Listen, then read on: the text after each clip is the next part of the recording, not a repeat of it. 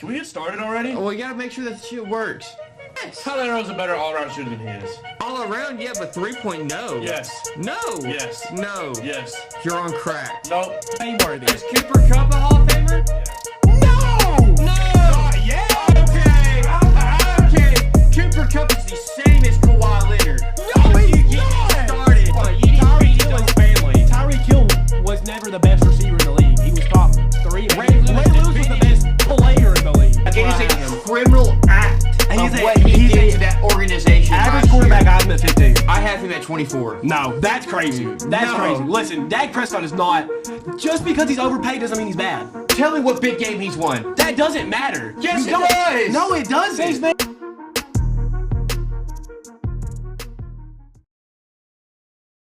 Welcome back to the Through the Lane Podcast. Still just me. We're going to go through. It's going to be another short episode. It won't be an hour long.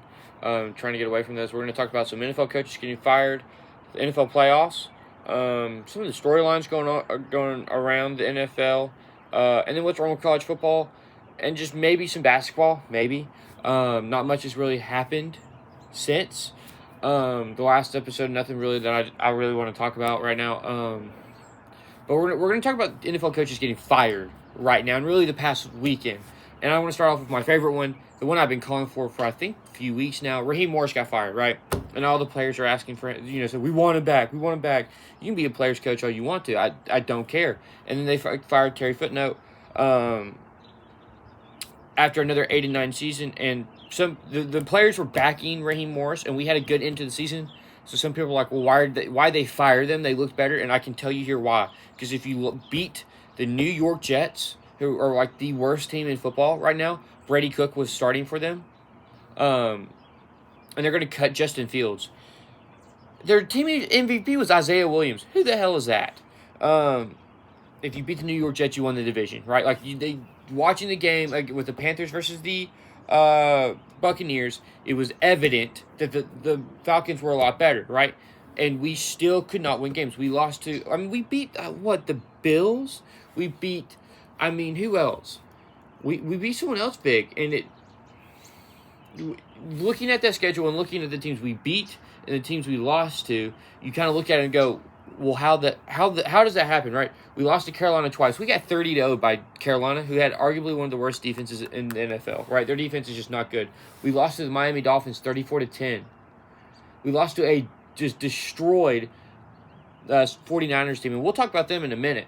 And then we lost to Seattle 37-9, New York 27-24. We beat Tampa Bay, a just decimated Tampa Bay. We beat the Arizona Cardinals. We beat the Rams, which is big. Again, we beat the Rams and the Bills. And then we beat the Saints. Nothing outside of that Rams win is really huge, right? And we about threw that game away. Again, okay, so again, we had struggles with the kicking all year long, right? The offense did not. I don't know who Zach Robinson was. I've never heard that name. Has never been a hot name. I guess that was an up and coming quarterbacks coach that they wanted to give the OC job to. But this is a team that can win now, right? The only problem is quarterback, and we'll talk about that with Terry Footnote. And this team's really close, right? Last year and the years before, we had no pass rush. Well, we fixed that problem very quickly. We had 2 first-round picks and fixed it this year, right? We brought in Jalen Walker and James Pierce Jr. You've got your book and pass defensive ends. The hell, I bring back Arnold Ebiketie and have your third one. Or maybe you bring in a veteran guy just to help bring these 2 young guys up because they're still so young. And then again, the offense didn't look. Darnell Mooney was non-existent. Where did he go? He had 800 yards receiving last year. Had 443 in 15 games. Bijan Robinson had 820 yards. He had one of the best years as a running back in a long time. Like a CMC kind of year, right? Because not only did he have 820 receiving yards, he had almost 1,500 rushing yards on 7 touchdowns. He was averaging 5.2 yards a carry, and that's him splitting carries with Tyler Algier, which I kind of loved because you have 2 different play styles, and I kind of like doing that, splitting the reps. Everybody hates it. Now, situationally, when the game is big and we are in pivotal plays, Bijan Robinson's got to be in. This shot where it's 32 and it's a must-get third down and Tyler Allgeier's in the game? No. This is a kind of guy that we can kind of change up the tempo, kind of give him breaks earlier in the game. We can kind of just play around with it. And if Tyler Allgeier, there were times Tyler Allgeier went off, he gets more touches. There are some games when he's going 15 carries for 30 yards, he should not have gotten 15 carries. He shouldn't have. After attempt 10, maybe, or shorter, you should have just stopped. You should have been like, you're not doing it. Why is he in pass sets? No clue, right? The mismanagement of the team was, just of units. David Stills was third in the team receiving. Drake London. Kyle Pitts finally had a good year, and he might walk. Okay, I pray that the GM brings him back. Okay, but again, defensively, Jesse Bates looked good. Where was the other safety? We brought 2 rookies, Billy Bowman and Xavier Watts. Billy Bowman looked good before he got hurt. Xavier Watts looks good. Why is J.B. Beltran still playing? Why? I get it that, Divine Diablo went down early in the season. J.B. Beltran's one of the worst linebackers I've ever watched. That brother plays extremely slow. There's patience, and there's just no urgency at all, and you're just lackluster, and that's J.B. Beltran. He's waiting. It takes too long for him to process it. And I can see that. Leonard Floyd. Why did Leonard Floyd only get 3.5? Why did you play Leonard Floyd so little? Leonard Floyd is a multi-time double-digit sack getter. He is a mercenary. He'll probably go somewhere next year and get 6-7 sacks. I hate myself for that. But, what are we doing? And the whole thing, last year, Kirk Cousins, Michael Penix was not supposed to play. Kirk Cousins, you could not figure out how to use him right. And then this year, Kirk Cousins looked good. Once Michael Penix went down, he had 10 passing touchdowns to 5 interceptions. He had more passing touchdowns and the same amount of completions than Michael Penix Jr. I don't know what you were doing. It was just the mismanagement of the team was just evident, right? We couldn't figure out the return game. We couldn't. The average completion for Kirk Cousins is 6.4. The average completion for Michael Penix is 7.2. 220 yards per game was for Michael Penix. And yes, he did not turn the ball over too much. Why? Also, why is it this is going to be a Terry footnote. Why did we let Drew Dahlman walk? Why? The center is such an important part of the offensive line, and we finally found one. The replacement of Austin Mack, an arguable one of the greatest centers of that generation, and you let him walk to the Bears. I'd have gave him all the money he wanted. Why did we not bring back a veteran safety, the Simmons? A guy that is great at getting takeaways. Why did we rely on 2 rookies? It just happened to work out, right? They went full defense. Again, why is Ryan Newsel even starting at center? Why didn't we go out and get a replacement? Then Kill McGarity goes down, and then his backup goes down, Storm Norton. So now we're playing some scrub at right tackle. Why didn't we go out and sign an older 36-year-old guy that can just lock it down, give you average play? What are we doing? Why did you not address the linebacker spots? Why did we let Nate Landman walk? Okay, and then also, why in the same offseason for Terry Footnote? And this is where I think the downfall of that whole regime happened before they even started. You signed Kirk Cousins, cool, like it, right? A little bit of an overpay, but we got a veteran, and we needed a veteran. You have that top 15 pick, and instead of getting a pass rusher, then another receiver, a tackle, a D tackle, a linebacker, or a corner to put on the other side of A.J. Terrell, which we still got to figure that out. You go out and you draft Michael Penix Jr., who has bad knee problems, constantly has had multiple tears in his ACL and MCL and PCL in both knees. And you go, do that. Oh, he's going to be a project. Well, here's the thing. It would have been better if you just signed somebody to play the first half of the season, and then you let Kirk Cousins walk out there. Because Kirk Cousins tore his Achilles late into the year. And you're telling me that you're just going to bring Michael Penix? And he still doesn't. Michael Penix still does not look good. And he's not a dual threat. He's a game manager. The problem is, Darnell Mooney was a one-year wonder. And we haven't addressed the number 2 receiving spot. Right? We got lucky that James Pierce hit. And we've got our bookend defensive ends for the future. Right? But we've got to figure, And we spent $200 million on quarterback and a top 15 pick on the quarterback, and we don't have a quarterback of the future. That is a failure from the GM. You've let Joe Dahlman walk, who is one of the best centers in the league. Nate Landman walk, one of the best middle linebackers in the league. You have not figured out the opposite side corner position across A.J. Terrell. You just now addressed linebacker or defensive end. You've got old guys at D tackle outside of Ruka Roro, and who else? David Anamata is walking this year, right? So it's who? I mean, why is Ronnie Harrison Jr. playing? Brandon Borles, like who the hell is that? Contavious Street. I don't know why he's still on the team. Brandon Borles, okay. Respect on the brother's name. He has 8.5 sacks. I just had to take a look at that because I do remember his name being in there. So we got Brandon Borles, but we need someone better.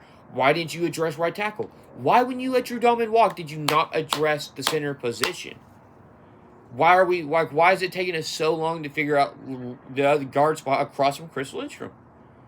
What everything took so long to do, and it just felt like we were stumbling around as a franchise. It happened last year. We beat the Eagles and went 8-9. The Eagles won the Super Bowl. And we weren't even competitive in the division. And again, we weren't competitive in the division because it took us to win the last 4 games of the season. We looked terrible. At one point, we are 4-9. By the grace of the Lord, we scraped it to be 8-9. And nothing was... Kirk Cousins threw for 373 yards. But again, we're looking at this. There were games where Bijan Robinson had 25 yards rushing. And he was the leading rusher. 40 yards leading rusher. 46. 79 from Algier against the Cardinals. Just dysfunction Cardinals. In the first game of the season, Algier led the team with 24 yards rushing. Bijan Robinson was the leading receiver. Michael Penix in the game against Minnesota had 135 yards passing. Against the Panthers, he had 172 yards passing. How? Jimmy Horn's the only good player. They have Jimmy Horn and Derek Brown. How? And Trayvon Moehrig. And Trayvon Moehrig's like league average. How? And then you lost to Carolina in OT. You've lost to the Colts. You lost to... we went on a streak where we were 3-2, and we ended up going 3-7 by the end of it. And then we beat the Saints. We beat the Saints twice, but the Saints they don't make any sense because they were talking about tanking, and then they started winning with Tyler Shuck. We don't know what's going on over there. There are going to be people upset that Raheem Morris was fired. But he never capitalized on the opportunity of the team. If you just needed a game manager, why weren't you force-feeding Bijan the ball more? Why is it that he's leading the team so much? What is happening? Where is putting Darnell Mooney in the position to succeed? Why is Tyler Algier getting 143 carries? Why? Where is the QB development? This is Michael Penix's second year. Why does he look developed? Why? Why are we losing to the Jets 27-24? Why are we losing to the Panthers twice? I get it once, but why 30-0? You're telling me we put no points on the board? You should have got fired for that performance alone. And then you drop one to the Jets. If you beat the Jets, we're 500 and we're in the playoffs. And we're a scary playoff team because of the defense. But that defense isn't because of him. That defense is because of the talent. This is not something and I think Zach Robinson should have been fired a long time ago. Because I just don't think he's a good OC. But it just felt like so many missed opportunities. Against the Colts, we were winning that game. We lose 31-25. Just the critical moments, we did not look prepared. We about fumbled the Rams game. We were up 21-0, and we won 27-24. If we lost that game, I think he should have been fired on the spot then. I get it. The players loved him. But it just wasn't good. The offense didn't look good. The offense didn't look like it was together. And it was year 2. Zach Robinson, I would have fired him mid-season. But it just didn't look good. And you're wasting Bijan Robinson, dude. You've got one of the best running backs in the generation. This guy could go down as a Hall of Famer, and you're wasting him.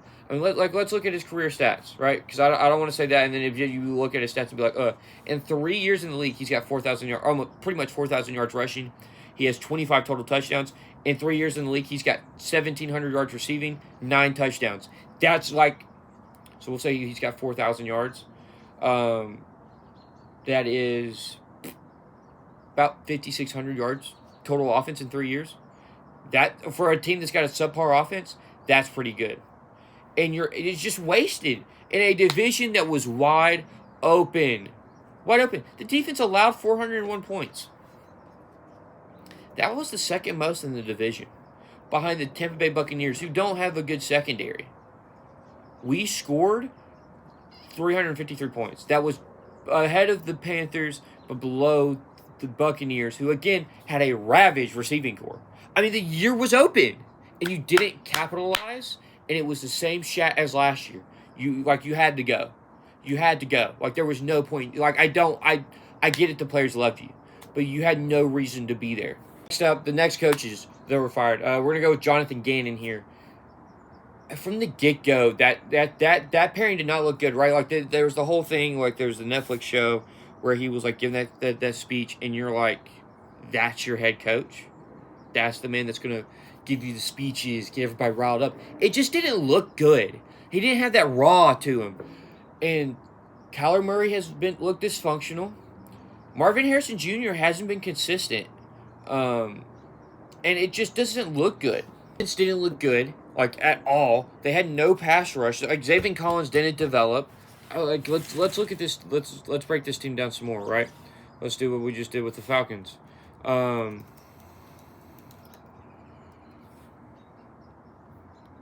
Because, I mean, this team, I never saw development. Like, Michael Wilson developed, Trey McBride developed. But again, your big ticket guys never did. Like, and again, Walter Nolan looked good in his limited results, and I'll credit to that. But outside of that, I mean, like, where are the? I mean, like, we didn't. Jacoby Brissett looked good this year. 23 touchdowns, 8 interceptions. I don't know why he doesn't get more talk about being a bridge quarterback. I don't get the Jacoby Brissett hate. Kyler Murray was mid in 5 games. Receiving wise, Marvin Harrison Jr. only had 600 yards receiving. Michael Carter was 30. I mean, they never got. I mean, Emari Demercado dropping that ball on the 1 yard line, and then Jonathan Gannon smacking him in the chest. Like, I get it, but like also at the same time, brother, you're smacking him in public. Like, you just be like something else. Don't just go up and smack him. Like, these are grown men. This isn't the college game. You're a grown adult. You're a head coach, by Lord. Like, you got to act that, like, your composure. And it felt like he knew his seat was hot. They couldn't run the ball, and that wasn't his fault. I mean, the injuries. I mean, every running back that played, I think, touched IR outside of, like, the bottom guys. Like Corey Kiner. You don't know where that brother went to school, and I usually know where guys came from in school. But defensively, I mean, like, I don't know. Josh Sweat, I mean, they signed him, and he had 12 sacks. Calais Campbell had 6.5. But outside of that, Zaven Collins had a sack and a half. Darius Robinson, that first-round pick last year, 1 sack. B.J. Ojulari, who only played 8 games, 1 sack. Jordan Birch, 1 sack. And there was the young talent did not seem to mesh at all with the team. I mean, Marvin Harrison Jr. feels like an outlier. I mean, Michael Wilson has done better. I mean, he had 1,000 yards receiving. Now, yes, he played more games, but, like, it felt like they wanted the ball to go to him more. He had 7 touchdowns. And Marvin Harrison, missed 5 games, and he only had 608 yards. But it wasn't like nothing Marvin Harrison was doing was like aspiring. Like, you were like, wow. Like, like Malik Neighbors, like, we were like, that's a terrible team. But holy cow, he's taking on the whole team on. We just didn't see that from Marvin Harrison. And the whole problem with Kyler Murray trying to not target him, I don't understand what was going on there with that whole thing. Trey McBride, I mean, this is a team that constantly just mediocre. They're 3-14. They've got a top draft pick, and that's a good offense. Once you figure out running back, and maybe Arizona goes out and pays Tyler Algier big bucks, and he becomes their bell cow, right? And they can play action off of him. You've got to move off Kyler Murray. I don't know what more you want. I think him and Tua Tagovailoa, both guys are going to get cut this year. I'd bring in a Jameis Winston, or hell, I'd re-sign Jacoby Brissett and be like, Jacoby, we're going to be tight on money this year. Take a discount. Just take a discount for the year. You're the full year starter. Let's run it. Right? Let's run it. We're going to put some assets into the defense. We're going to go get a pass rusher. This draft class has got a lot of them. Or we're going to go get a good DB. This draft class has got a few. We're going to get somebody, a game changer on defense, a young, exciting game changer to pair with Josh Sweat and Budda Baker. And, I mean, at this point, you just trade Budda for draft picks. I mean, he's so far out of the timeline that you just got to move on from him. And you've got to talk to Budda and be like, look, Budda, we can't, it's a disservice to you to be on this team. And I just think, I think he should have been gone a long time ago. I mean, looking at his record, he is, if it's going to load, he's been with the team 3 years. And the most games they won was last year, 8 and 9. He's 36. In 51 games. He's got under a 300% winning percentage. It was just time to go. I get last year, but and he's a defensive coordinator, dude, and the defense was terrible. Terrible. Raheem Morris, the defense was good, right? The offense was the offense made no sense. And the defense at times at Atlanta made no sense. But it's a young defense. So you saw the potential, but it was just they're young. This defense is loaded with veterans. You have Calais Campbell. You have Josh Sweat. You have Budda Baker. Baron Browning, who's 36. Where was the production? It was just never there, right? And yes, Walter Nolan, your young D tackle, missed time. And yes, he was compared to Jalen Carter. I don't think he will be that level. And Jalen Carter by himself is not is not game changing. He's not Aaron Donald. He's good, but you just triple team him and it's over, or you double team him and it's just a bit of a problem, right? So I think you've got to address the secondary and the linebacker position, right? I mean, they spent money when he first got there on those linebacker from the Philadelphia, and that I think they cut him, and it just felt like they couldn't get any momentum. It just felt dysfunctional, really, from the get-go when he had that meeting. And there's a cat. Yeah. But it just didn't feel good. I think I'm happy they fired him. Next up, with the Raiders, they fired Pete Carroll. And in 1 year into it, and I don't blame them. Why did you move Jackson Powers Johnson from center to guard, and I think it's Darnell Punham from guard to center? When both of them, Jackson Powers Johnson was a top 10 center in the league, and Punham was a top 10 guard in the league. Why did you move them over? And then when they got hurt, you finally swapped them back. And Jackson Powers Johnson got hurt at guard. He should have been the starting center because you've got Ashton Jeanty now. Yes, Geno Smith did not look good last year. So, you've got to play behind the run. You've got one of the best young running backs in the league. You've got one of the best running backs in the league. He quietly had 1,100 yards rushing. And you're going to tell me you switched, why? The movement of the guards never made any sense. Right? You traded Jakobi Meyers away, and that's fine. You had to get rid of him. Brock Bowers could never really get going in the offense. I don't think he looked good with Pete Carroll, right? So you're going to look at it. He had 975 yards rushing. He didn't have 1,000 yards rushing. He had 343 yards receiving. Trey Tucker had 693 or 96 yards receiving, and then Brock Bowers had 680. Jakobi Meyers had 352 when he was there. Michael Mayer never developed. Jack Besh just looked all right. They cut Tyler Lockett. I mean, Raheem Mostert was on this team. Dante Thornton really didn't do anything in his rookie year. This is a team that just did not look good. I mean, I'm looking at this and I'm just man, this team, and we all knew this team was going to suck. We kind of hyped them up just because they brought in Geno Smith. I think we all agree that Geno Smith was going to be the bridge player, and he probably will. They're going to draft Fernando Mendoza or Dante Moore, and they're going to sit for a few games next year, and then Geno Smith's going to weak, and they're going to be well, we've got to get him out. We got this young guy. We drafted number 1 overall, and they're going to put him in, and it's going to be, you've got your pairing. You're going to have to, the problem is, and they could go out and get a Chris Brazzell in the second round. They could get a Zachariah Branch in the second round. You're going to have to pair him with a young receiver that could develop into your number 1, right? You've got, or a number 2. Because you've got Brock Bowers, and Brock Bowers is in number 1. So you've got to figure it out. Trey Tucker's as a number 3. I don't think Jack Besh really develops into anything. Dante Thornton maybe is a physical deep threat, but he might be a 4.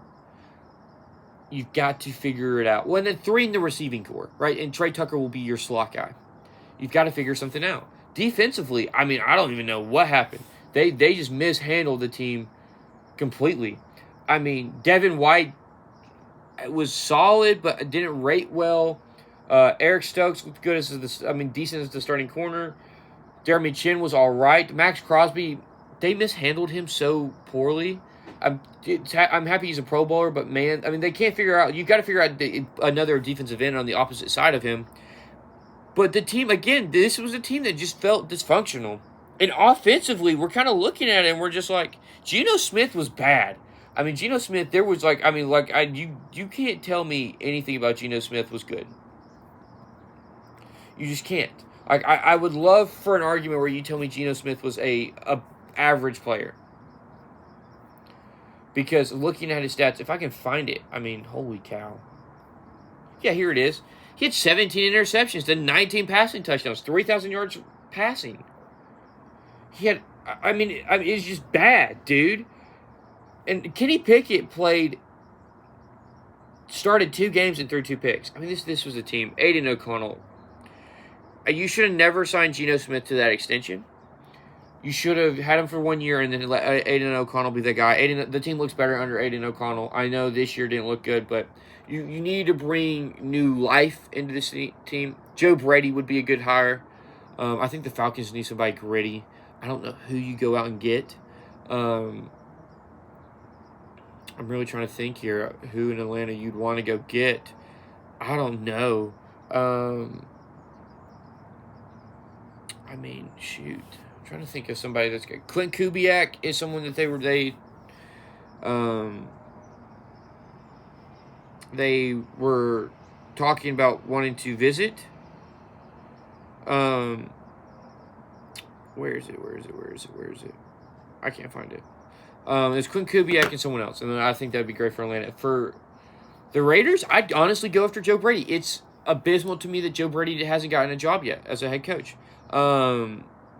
I want to see Todd Monken gets a look. And now, yes, the Ravens offense, and we'll talk about them in a minute, but this doesn't look good. The Raiders have young pieces there. They've got to hit on some mid-round draft picks. But again, you've got Max Crosby, and either you trade him and you get multiple first-round picks and you start over on defense. I mean, because you let Trayvon Moehrig walk away, and that looked like your reliable safety of the future.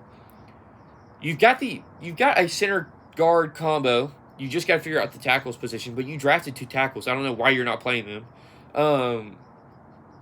Again, mismanagement. I don't think Pete Carroll. I think Pete Carroll was let go from the Seahawks for a good reason, and I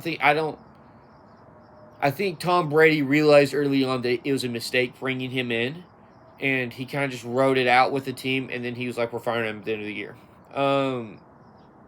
Last guy to get fired right now, Kevin Stefanski. I don't think that was fair to him. I really don't. Right? And this leads me to believe that some people believe that he did not like Shedeur Sanders. And I mean, just look at Shedeur Sanders. Shedeur Sanders in 7 games started, okay? Because we're going to talk about this. Right? He played more games than Dylan Gabriel. Dylan Gabriel threw the same amount of passing touchdowns. Shedeur had more yards. Dylan Gabriel had 2 picks. You want to know how many Shedeur had? 10. He threw more picks than picks and touchdowns. He completed 57% of his passes. Again, it's better than the 52 it was, but that's still not good, right?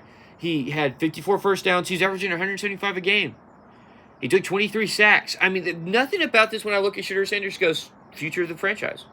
But again, were pushing that down people's throat.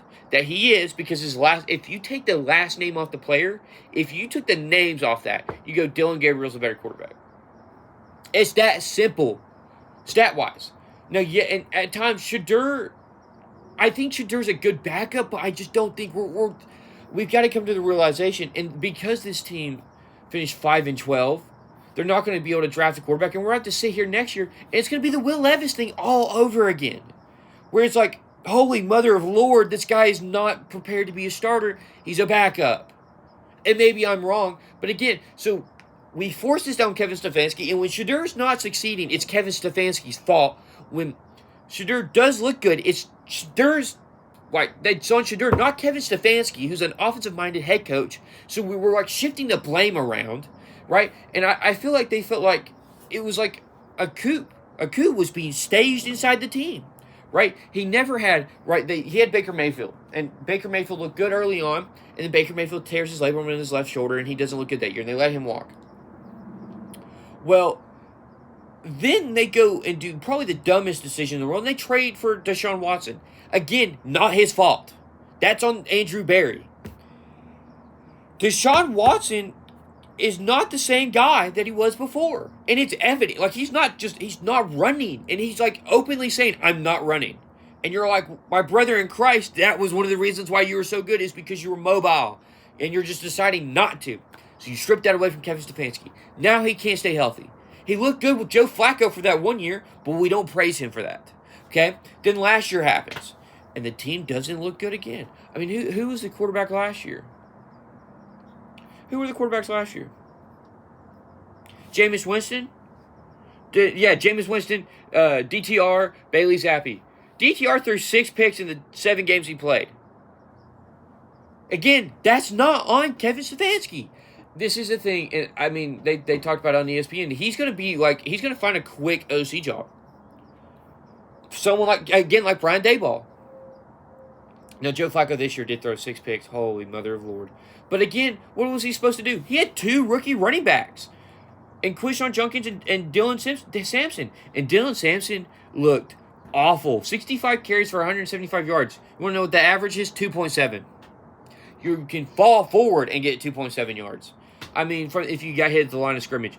Dylan Sampson did not look good. Quishon Junkins, in the 14 games he's played, I mean, what did he have? 827 yards. He averaged now, 3.6 yards a carry, but they were force-feeding him.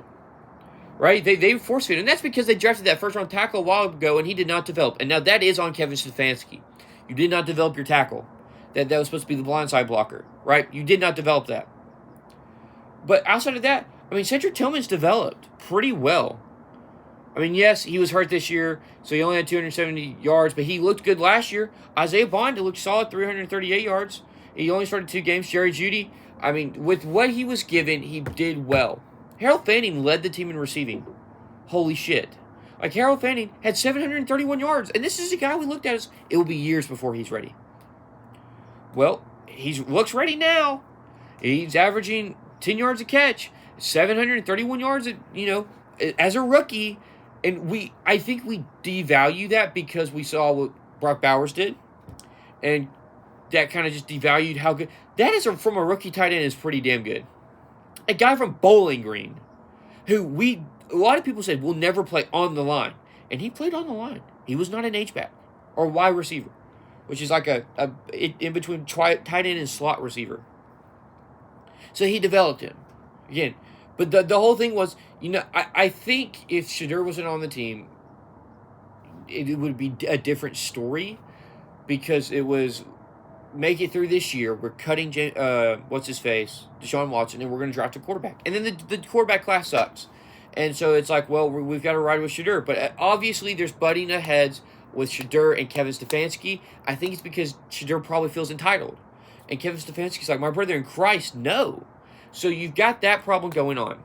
And I'm led to believe that the ownership and the president of operations and all those guys believe Shedeur because it's tickets. And are going to want to push him because it's media. Like that, like it's, you're going to market him until he sucks. It's what happened with the Titans with Will Levis, right? Like they push Will Levis down everybody's throat and then come to find out Will Levis is terrible. Right? Like Will Levis sucks. So they fire him. Mind you, he's doing good. I mean, this team is terrible. This team, nobody else. Malik Collins was second in the team in sacks. Alex Wright was third. Where is Mason Graham? Mason Graham had half a sack. The Mason Graham thing, that's on him. You've got to develop your guy. You've got to develop. But again, what are you supposed to do? I feel like it might have been time for him to get out and have a fresh start, and that might be the reason why. Is they just needed to start over. But it just felt like the coach wasn't given the power and everybody was questioning him from the get-go because they let Baker Mayfield go and the offense isn't looking good. When you look at it, he never had a healthy quarterback season since that 1 year with Baker Mayfield when they made the playoffs. He never had his day one starter fully healthy for a whole year. Like Deshaun Watson was not healthy or was not normal, right? Baker Mayfield hurts his shoulder towards the end of the season. They look bad. He's starting rookies this year.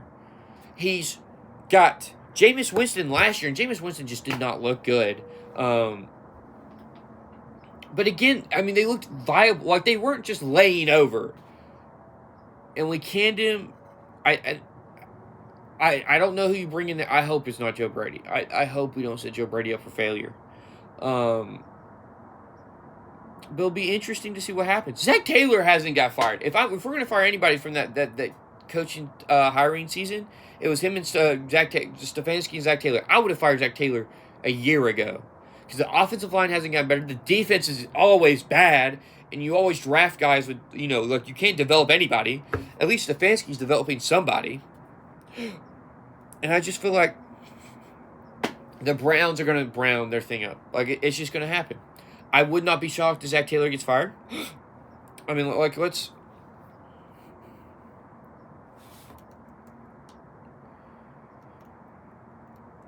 I want to look at all the head coaches.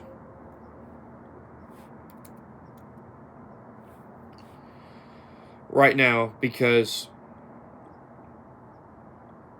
it's going to be interesting what happens. Right, there's talks of Mike Tomlin being fired, which I think is just stupid. Dave Canales saved his job. Zach Taylor should be canned. I mean, it's just not looked good. I'm trying to think here. Shane Steichen was told he was going to be retained. I honestly think it might be time for a change. Just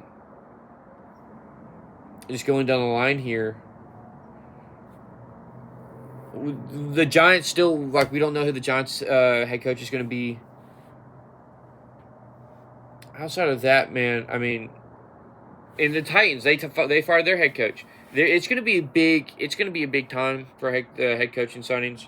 And I want to speak about head coaches real quick. We're watching with the Lakers. There'd be a disconnect between JJ Redick and the team, and I think that's because I don't think LeBron's that engaged this year. I would not be surprised if LeBron retired at the end of the year. Luka, we're looking at him falling. Not because, like, you look at his offensive stats and you're like, you don't know what you're talking about. He is defensively one of the worst players. And it's not from a lack of effort. Like, Trae Young is trying. It's just not working, right? And Trae Young doesn't try it sometimes.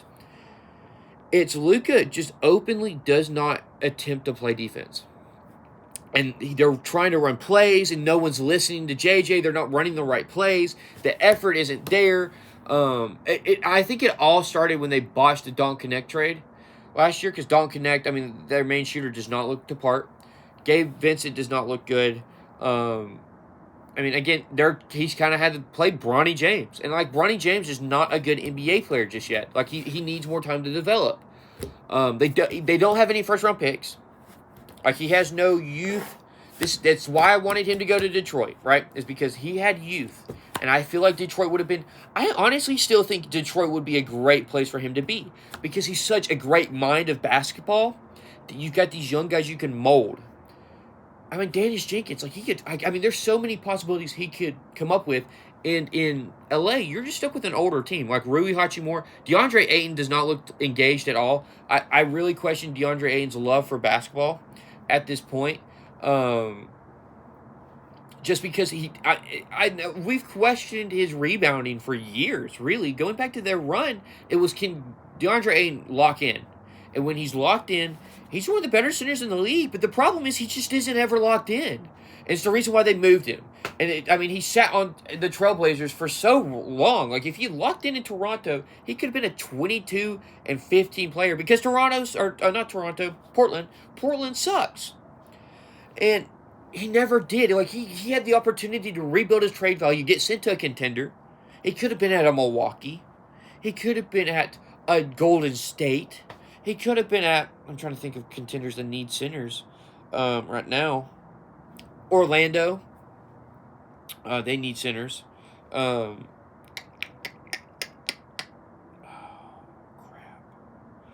Indiana. Do teams like that. Toronto. I mean, Jakob Poeltl sucks all of a sudden. And he just never did it. And he gets signed to this. He gets given a lifeline by the Lakers because his name's DeAndre Ayton. He's a former first overall pick. They're going to take a shot on him because in past, the Lakers can fix guys.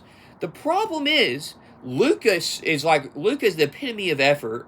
LeBron does not look engaged. I mean, there's so many times where you're just looking on the phone and you're like, brother, what are we? Or on the court and you're like, brother, what are we doing?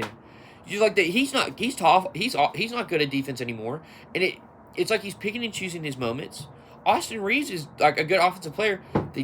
Is not that good at defense. They have no defensive strength. So you're looking at DeAndre Ayton like, lock down the paint.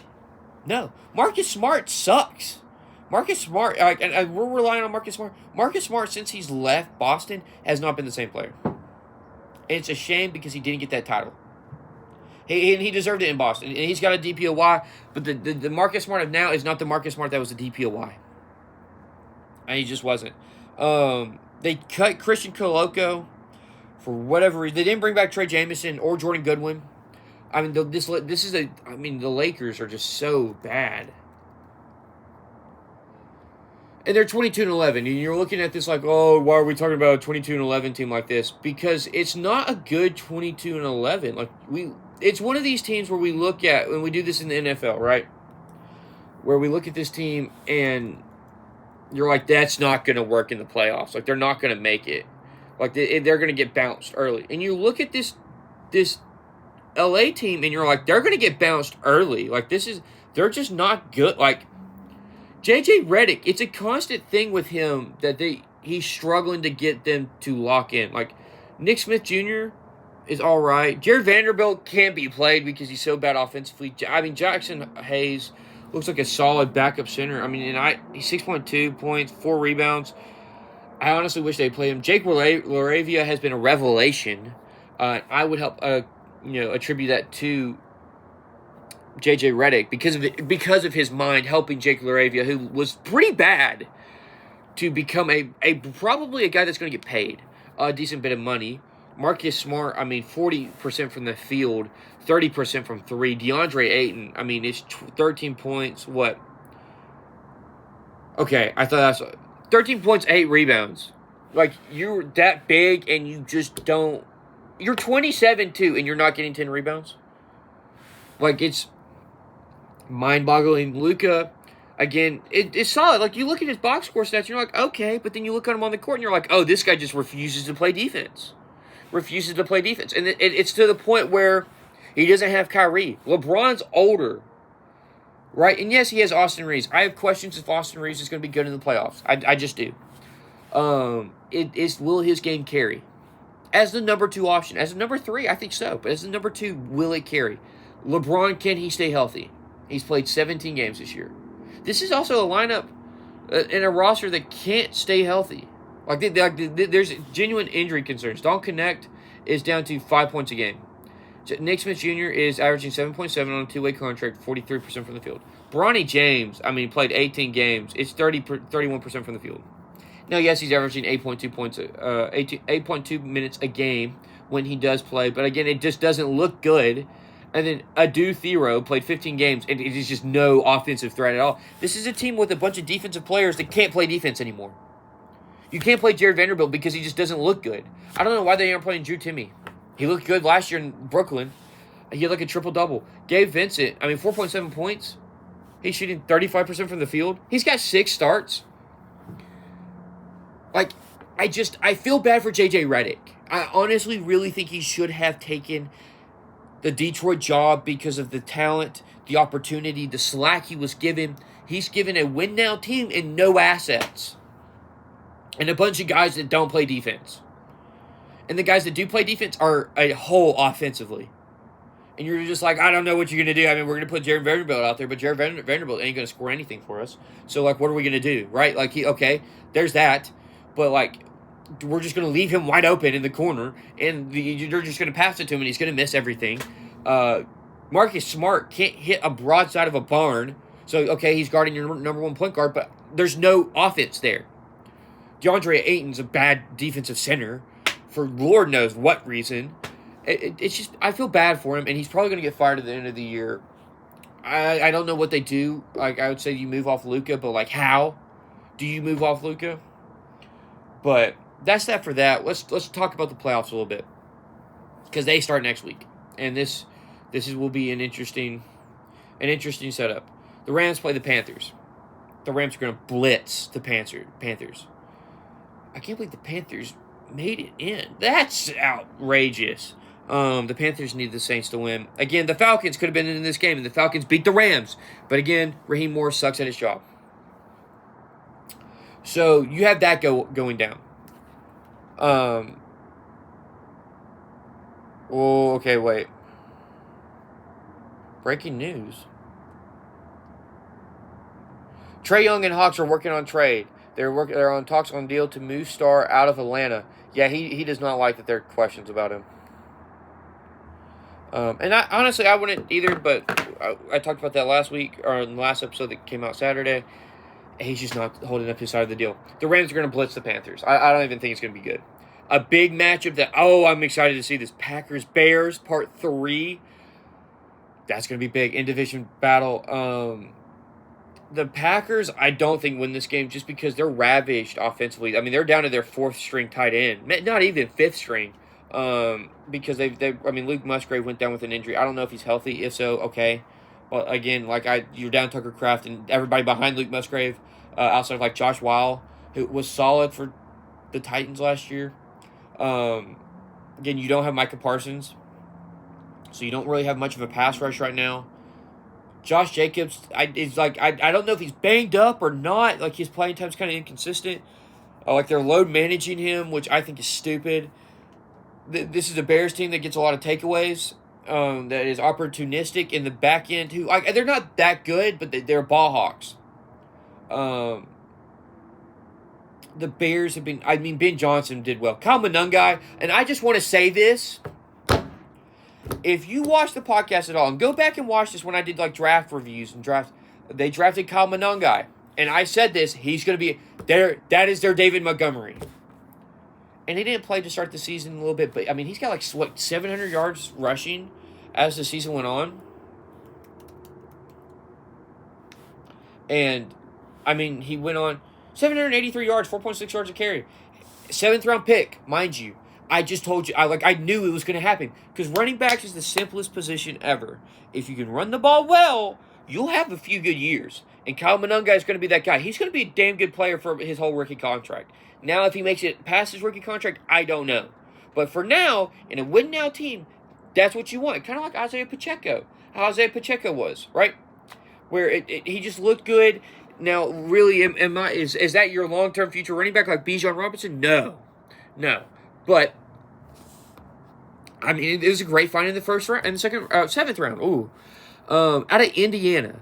This guy was a dog. Okay, the cat is trying to be a part of the podcast. No. Why? Hold on. Monangai looked good, right? He's looked good. I would love to see them draft an edge rusher this year. I think you've got to do that. They just don't have much of a pass rush. It's more by committee, which is fine. But in big games, I need one guy to just be a dog and take over, and they don't have that right now. Linebacker, they're deep. I love the Bears' defense. I think that's something we don't talk about enough, is how good of a defense that is.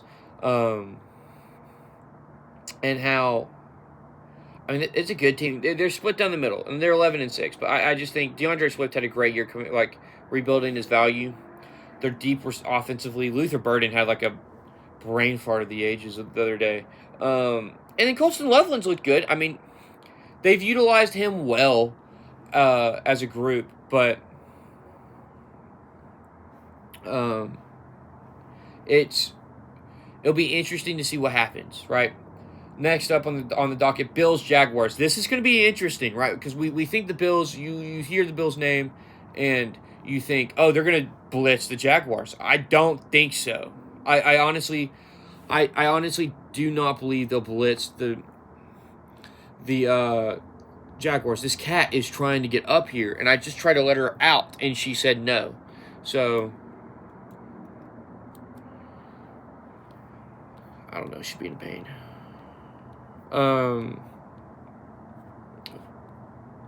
Their reference sheet does not want to pull up anymore.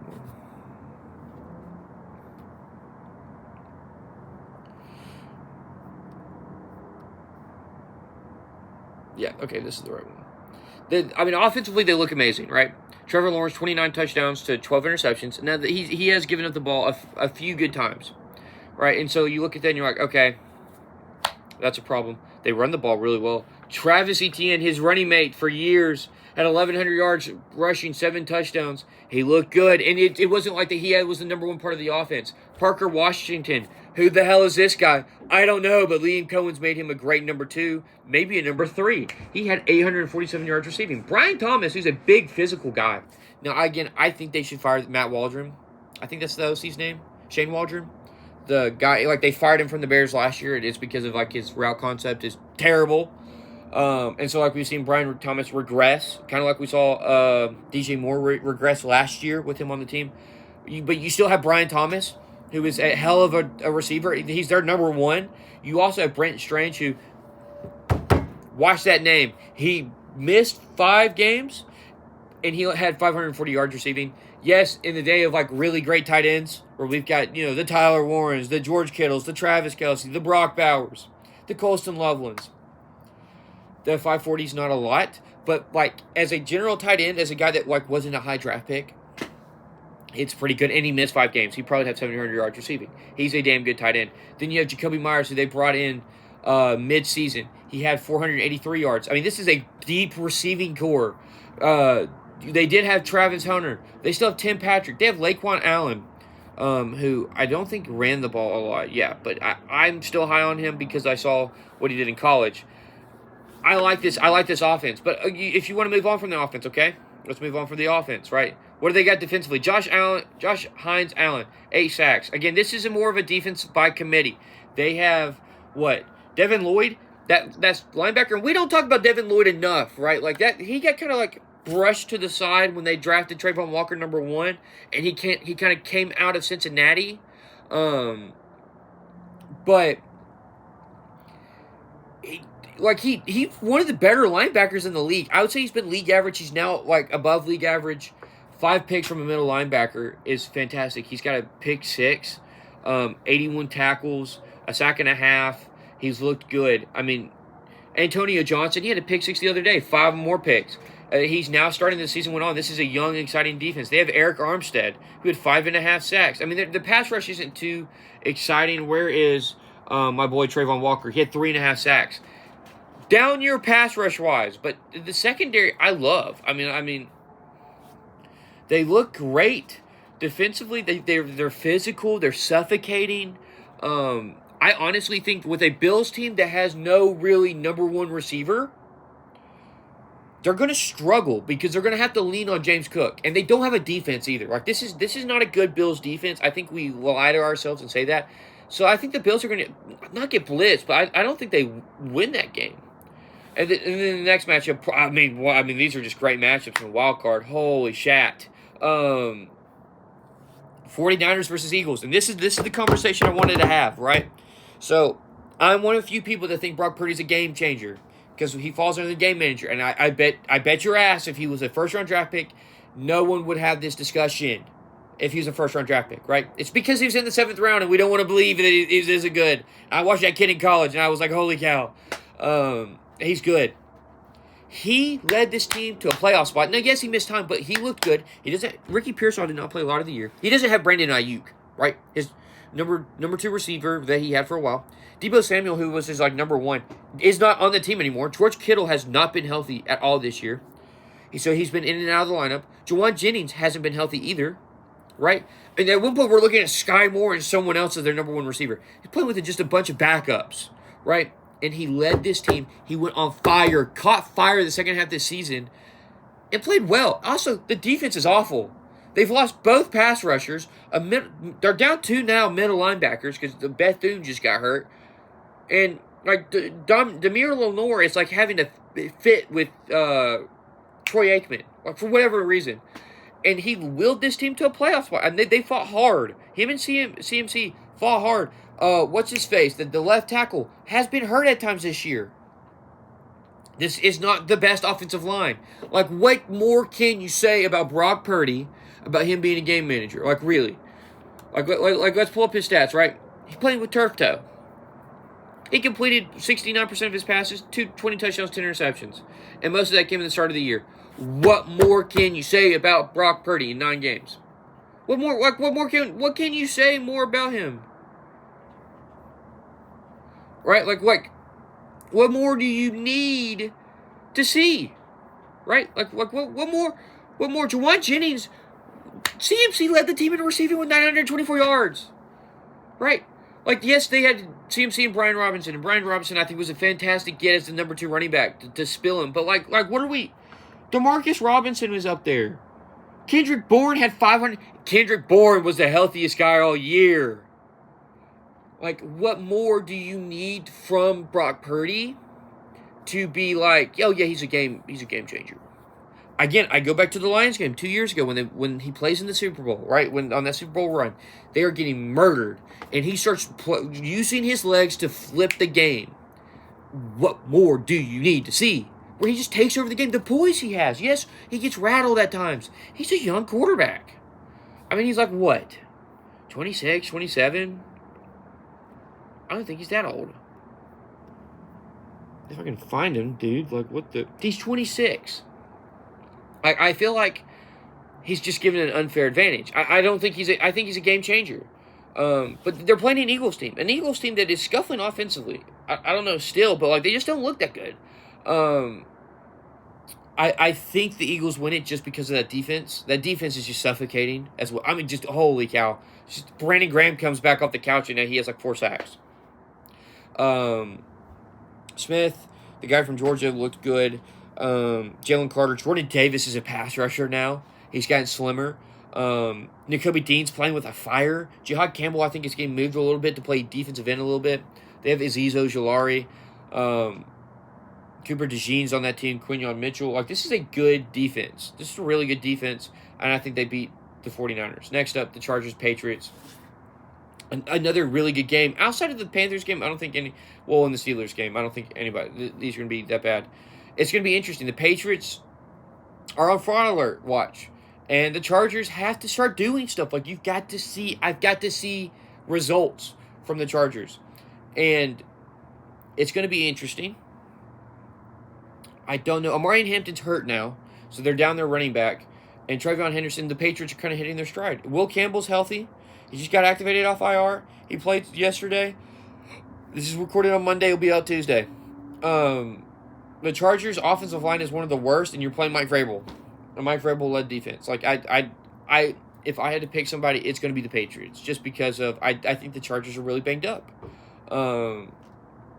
Justin Herbert's played really well, but I think them being down so many running backs, the offensive line being arguably the worst in the league, there's only so much you can do. You're going to need Drake May to turn the ball over. And if Drake May starts to turn the ball over and have, like, how Josh Allen played in his first few games, then, I don't see the Patriots losing this game. Now, next up, last game of the playoffs, Texans versus Steelers.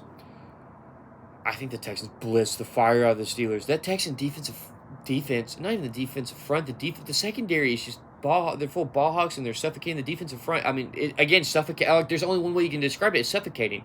They bully offensive lines. They collapse you from the outside and they push the pocket up the middle. The linebackers are sideline to sideline fast, really good. And then the secondary, locked. They've got it locked, and there's nothing you can do about it. And then if the ball's off a little bit, they pick it off. And then you're seeing Xavier Hutchinson pop off. Jaden Higgins looks good. Jalen Noel looks good. I mean, you still have Christian Kirk. Nico Collins sat out yesterday. I mean, this is a good Texans team, right? The offensive line is looking a little bit better. Woody Marks is catching fire, running the ball. So it'll be interesting to see what happens. I mean, I think they win this game. I could see the Texans making it to the Super Bowl just because based off that defense and what that offense can do. The Steelers, I'm not sold on them. Defensively, they're not that good anymore. Offensively, they're not good either. Yes, they beat a bad Ravens team. Like, whoop-de-doo. I don't think that the Steelers would make it out of the first round. If they do, it's a miracle. Like, C.J. Stroud is having a stroke. I just don't see them making it that far. Now, because I'm running close on time, and this is going to be an hour episode.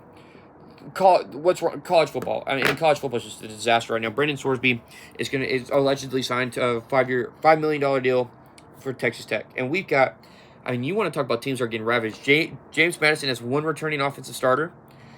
Shit, Auburn has lost darn near everybody. I mean, they've lost all three quarterbacks, most of the running back crew. I mean, every receiver that played, all offensive linemen that played are gone. Defense is losing a lot of people for the transfer portal. And it's wrong. I just don't like how it's going. I mean, Cam Coleman is leaving, and I'm happy Cam Coleman's going. I don't know where Jackson Arnold thinks he's going to go.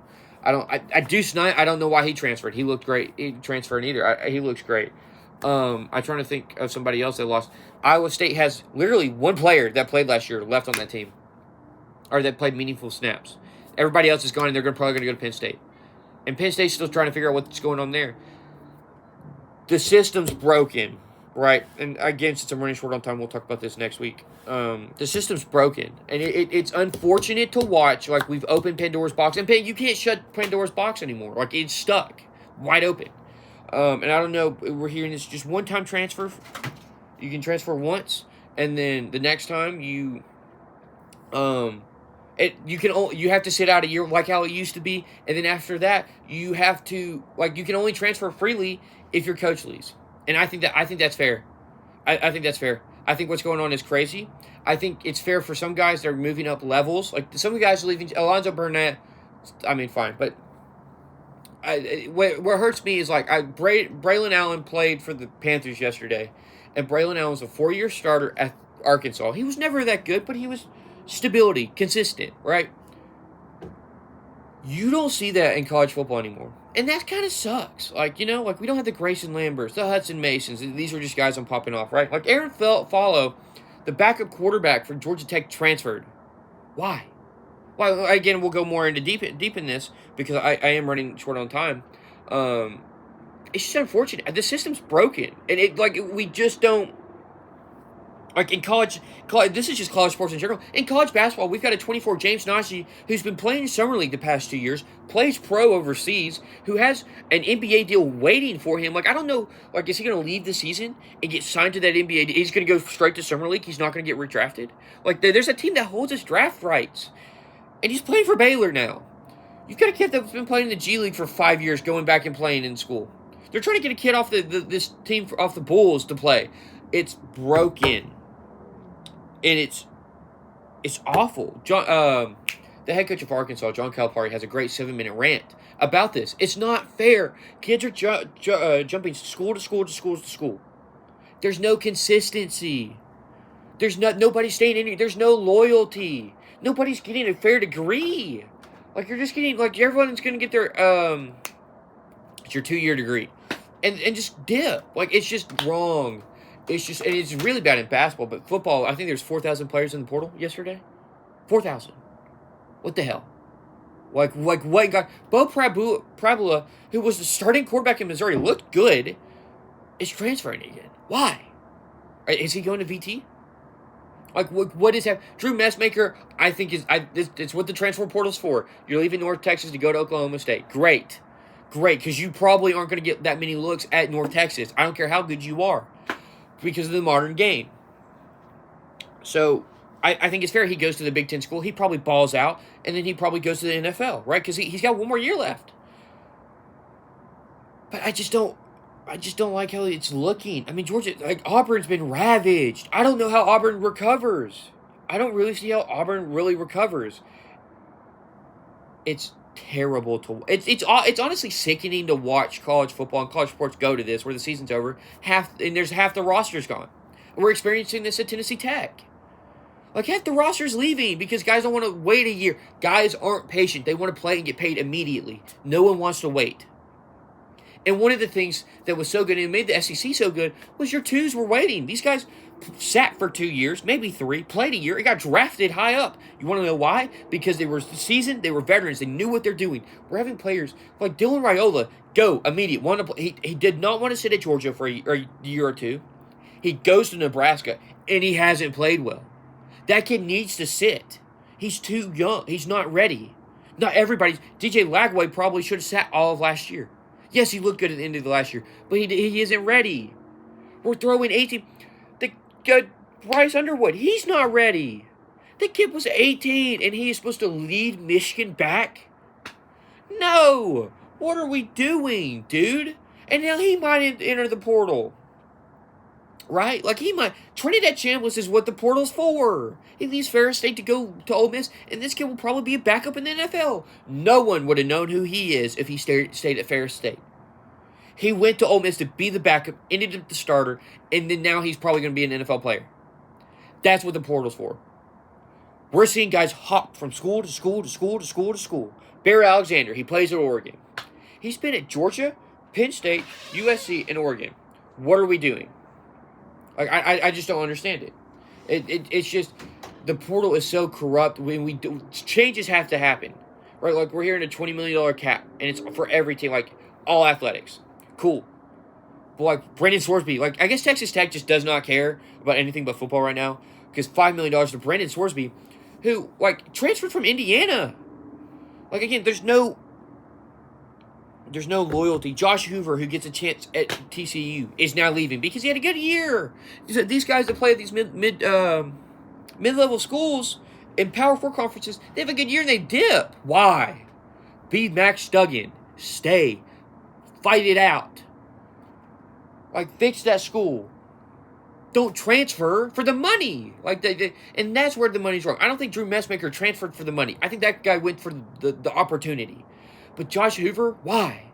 Like, you're telling me you think you're going to win a title when there's all these other dudes? And it happened to Nico Maliava. Like he wasn't getting the money he wanted. NIL is so broken. And Brandon Sorsby is getting paid like most coaches. In pro sports and in college. That's wrong. That's wrong. Unless we're going to up coaches' salaries, our players should not make more than their head coach. I don't care what you tell me. He should not. That's plain and simple. Because then you're breaking the chain of command in the hierarchy. And then it's just broken at that point. Like, I don't know, like, why? Like, why is Brandon Sorsby making $5 million? He's not that good. He's not $5 million good. He may be $2 million. But again, and I'm all for college athletes getting paid, because college sports make so much money off of them that athletes should get some money, right? Because they are putting their bodies on the line and their name and everything, right? Like, if they get hurt, they're not going to the pros. And they are putting their bodies on the line. So yes, pay them money. But we're throwing millions of dollars at kids. They're hopping around. It's free agency out there. Someone said a player should have to be at a school for a whole year before NIL gets involved. I 100% agree. That was the whole original point of NIL, was to help current sport college athletes on your school, not to bribe them away from the school they're at. That guys that were at their school, well, you're here, we're going to give you money for being here. Not, hey, if I give you $3 million, will you come here? No. Why is the boosters just paying people? Why are the boosters just throwing out money from themselves? This was supposed to get guys like on commercials and stuff like that, not for the schools, for boosters just to pay them. This was for to be athletes that stay on this campus and to help pay for their school and help pay, like, them have money, because they're not working jobs, so they're not saving up money. They're actually burning through money. Some of them have to work it. Most of them had to work through the summer, and this is to keep them from doing that. This was never supposed to be pro sports, and we've gotten away from it, and it's wrong. It's just wrong. There's so much wrong with it, and we can't. There's no real immediate fix.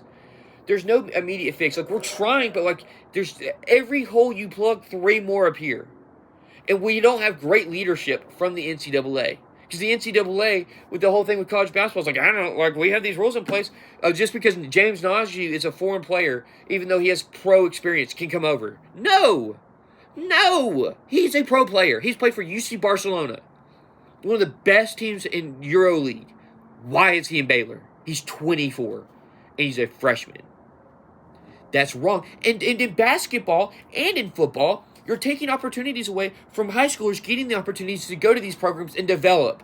You're sending them to smaller schools, which then just makes the transfer portal more needed. Like you're building a dependency on the transfer portal because of these older guys staying in there and it just being like a mercenary recruiting thing, right? Like a lot of these top team, Power 4 teams in basketball won't recruit high schoolers. They might recruit 2. Because why? When you can just go get a 23-year-old, 22-year-old, a graduate that has 1 year left who's played for 4 years and bring him over. They're like it's wrong. It's so wrong. And we're taking the opportunity away from high schoolers. So now schools like Tennessee Tech are a stepping ground, which is good for us. But that's not fair to good college athletes. The guys that could go to play immediately at big schools. That aren't getting the looks because, like at Tech, I was told we don't take things for running backs. Like running backs don't get offers out of high school at Tech. We just bring in older guys. I understand and I agree. Yes, that's right.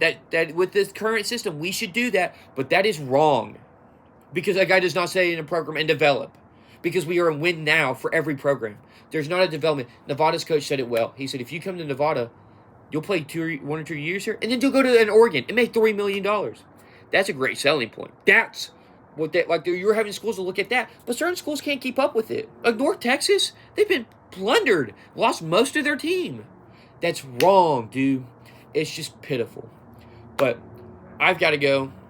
Thank y'all for watching. This episode should be out on Tuesday. See y'all next time.